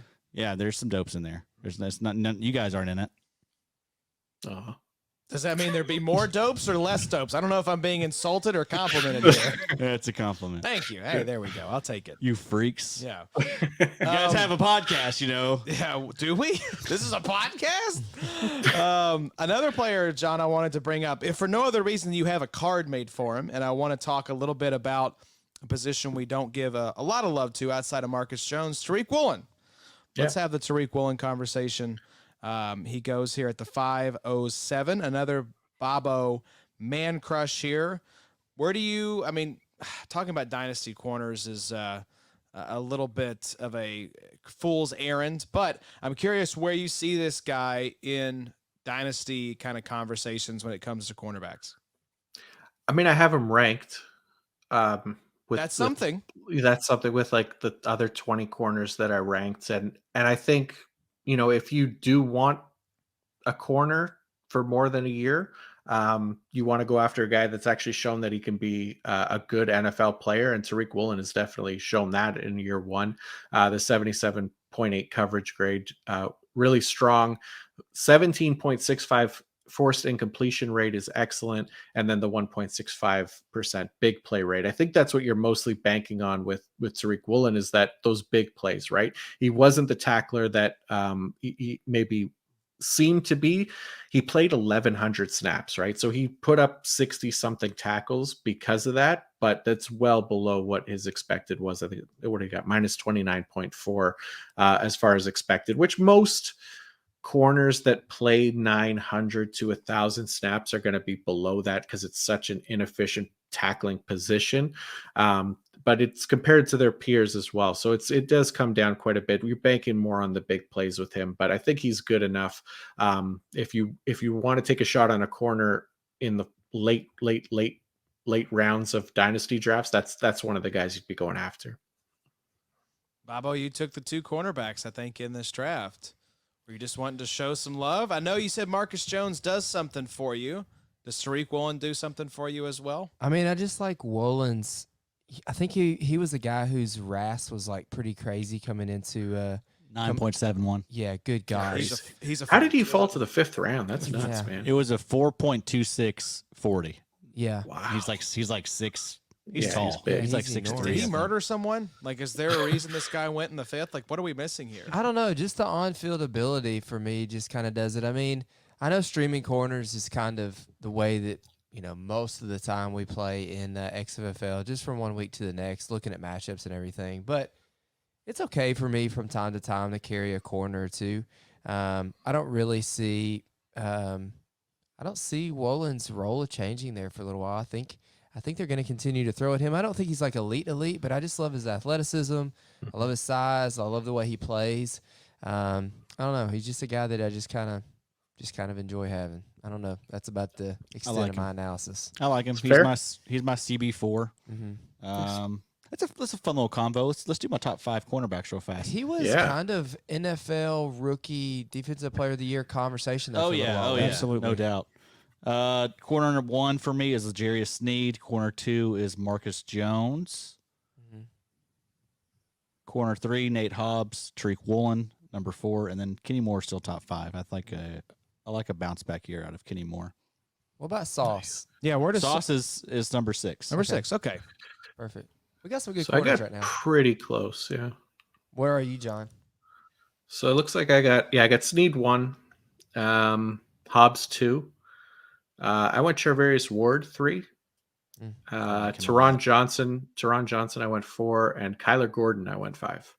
Yeah. But those guys, Kenny Moore 6, Marcus Jones 7, Sauce Gardner 8. I guess I have Woolen a little bit lower, 18. Wow, so you hated my pick. Thanks, John. Yeah, apologies, sorry. We almost got out of there before Bobo got insulted. But, I mean, really, it doesn't circle back to it. It doesn't make a ton of sense to draft a cornerback in a 4-year contract league, but I do like Wolin's athleticism. Yeah, unless it's Marcus Jones. At Marcus that point, Jones, we're I'm just taking. having fun. It's the 5th round. We're just like, what the hell? He's And he a feels yeah. safe for a 4-year Yeah, deal, right? I like Desmond Ridder. That's the reason I went Ridder there with my last pick. I don't know if the Falcons, I think Ridder can be pretty good. I know he's a Nate Tice favorite. Nate Tice was a college quarterback, so I feel like he's got a pretty good eye for talent. Do the Falcons think that Desmond Ridder is the QB of the future? We'll find out. But they got some assets. I mean, that's a fun Where offense. are they picking at? I can look it up, but I think they're pretty high as well. Were we right not to draft Kenny Pickett anywhere in here? Yeah, I think I'm not really interested in Kenny Pickett. I'm the same way. Yeah, so they are picking. It looks like. Where are you, Atlanta? They're at 8. They should trade up for a quarterback. Yeah, they absolutely. A lot of these teams in the top 10, y'all, could easily. The Raiders could jump in. Like that's why I'm like, all right, we got the head coach. We want to get the quarterback. I think if we set at 4, we're going to be picking Will Levis. So it's like if we like Stroud or Young, let's jump up to 1 and have our pick. Are you good with Levis? No, I think if you're going to take a rookie, jump up to 1 or 2 and let's get one of those top 2 guys. Do y'all have what it's going to take? Yeah, we could trade a 2024 first and 104. And I think if you believe in those guys, that's what I would just be curious. What does Chris Ballard, what are the decision makers on that team think of? You got Shane Steichen in the building who ran this amazing offense with Jalen Hurts. Who is most 6'1", 220, not a big guy by any stretch. That's true. Which quarterback similarly profiles to Hurts out of the draft? I'm not sure. I think Probably one of those top 2 guys. Yeah, I think Not you could look Levis. at Stroud and Young pretty similar. Now, what was interesting today, listen to Steichen talk, was he wants the QB that's got it above the neck. He's got the decision making and the accuracy, and that strikes me as Bryce Young. Have y'all seen the little quarterback out of Louisville who looks like a Lamar light? He's not as good as Lamar, but it's weird to see some of his tape. Cunningham, It's maybe? like, yeah, I think it is. I need to watch some of his tape sometime. I don't think he'll be a high draft pick. I don't think he's as good as Lamar, but it was really weird to actually watch. Yeah, Malik Cunningham. Yeah, it's fine. Seems like a good quarterback class. Yeah. I mean, you know, we're talking about potentially like what 4 quarterbacks in the top 10. Mm-hmm. Oh yeah, When's the last time that's happened?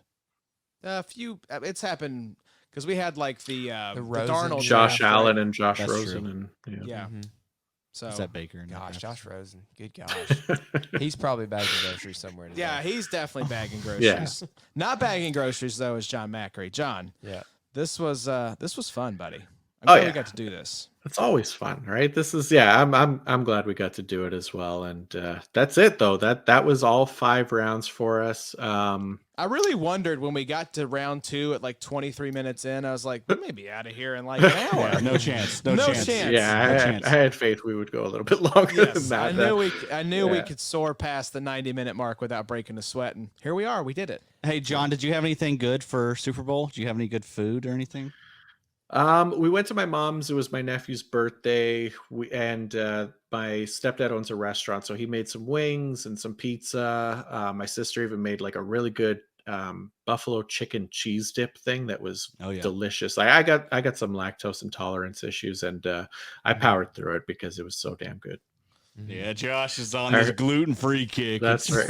pissing us all off. Yeah, it's pissing me off that you're pissed off that you can't just support me in this. John, but, that's a whole other issue. When you visit the great state of Kentucky, what are you most excited to grub on? Fried chicken for sure. I love fried chicken. So I'm excited to introduce some plum sauce to that fried chicken as well, because I don't think you guys have plum sauce down there. Better not do it, brother.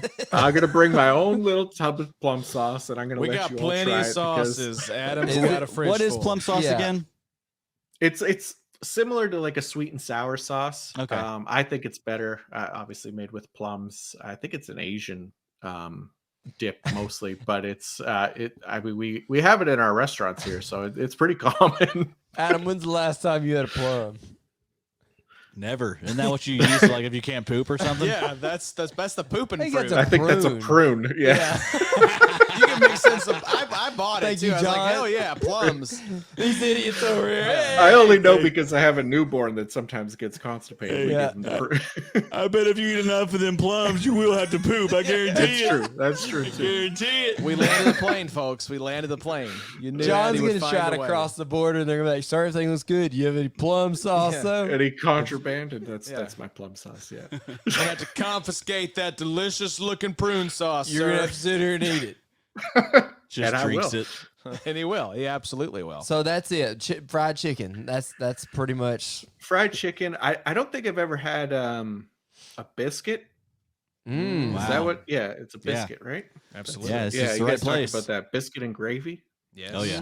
Got to Take do him it. to the Rich Pond Market. Yes, sir. Lather We're, you we're going to up. we're going to Motor City. I think that's the play. Get Okay. a home run, That's a pancakes, biscuits and gravy. I'll bring you a bacon. tenderloin Well, biscuit, John's not a John. bacon guy, so eggs. I'll take you to my mama's house. Yeah. You may never be seen again once you come to That's Bowling crazy. Green, I but you're can't going to have a good remember. time. We can promise you that. Can't remember the last time I talked to somebody who was like, "Yeah, I just want to try a biscuit." A biscuit. Wow. Yeah. Yeah, never had a biscuit. I don't I've even know probably what the hell. eaten 500 biscuits in my life. If Oh. They're they're very very good, John. I'm Biscuits are you'll good. love it. You'll be a big fan. I'm I'm looking on the forward to over that for sure. 500. They're a little filling though. I'm at a stage in life where like I don't really like doing the biscuits. Guys, in the we morning can't eat a anymore. lot of things at this age. Yeah. Addie still finds a way because love endures. The biscuits though, they've Sure. They're filling. I do McGriddles more than biscuits. I'll say that. McGriddles, McGriddles are that much more of Exactly, a yeah. health conscious Yeah. decision. It's like maybe they're 8% less bloating in your stomach when you eat it. I want to be here for my kids. I love you guys. That's why I'm doing this McGriddle diet. McGriddle diet. Oh, sweet Jesus. John, get us out of here so we can I don't have to cut the whole end of the podcast. All right. Well, thank you guys for He's helping choking. me. He's for literally helping me to do choking. this. I know. Like, I'm laughing. And You're choking. killing John. Sorry, John. Yeah, slowly, Dan. But again, thank you guys for helping me go through this. Thank you for taking the time doing the draft with me and taking the time to go over it here on the podcast, and of course for having me in the feed as well. I always appreciate the love, and I'm happy to do it and happy to be a part of the team. So do you have all the idpshow.com subscription notes and stuff to share? Yep, idpshow.com. We got the IDP Crash Course coming up February 28th with Jake Colhagen and Joey the Tooth. Got some love on the Twitters from Gary Davenport today on the Crash Course, so that was fun. I know Trip was talking about it as well. So the good folks are out there spreading the word. I've seen the slides. I know what Jake and Kyle and Joey are going to be covering, so look forward to that. It is at no additional cost for paid supporters at theidpshow.com. I announced it on Sunday during the Super Bowl recap pod. We have the IDP Show draft kit. Will also be available to paid supporters, and it is dropping on May 1st. So we'll be putting that thing out literally like 2 days after the NFL draft ends. So we got some cool resources coming over there. Of course, early access to the best ball drafts, Adam's dynasty rankings, his best ball ranks. John, the on-season, I mean, it is in full swing, my friend. It's hot. That is hot for sure. Absolutely. Go check out all of that at theidpshow.com. You could find my stuff on pff.com.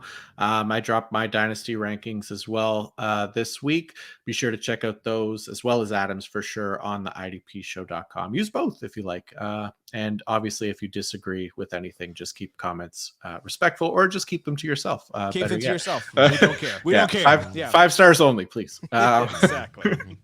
But yeah, now that episode 1 is in the books, we're going to keep the momentum going throughout this long and what's sure to be a fun off season with the best guests and the best listeners in the league. Speaking of which, we'll be back at it in a couple of weeks with the young king himself, Evan Ronda, with some of our favorite buy-sell targets in the AFC. So I hope everyone joins us again for that one. And until next time, IDP out.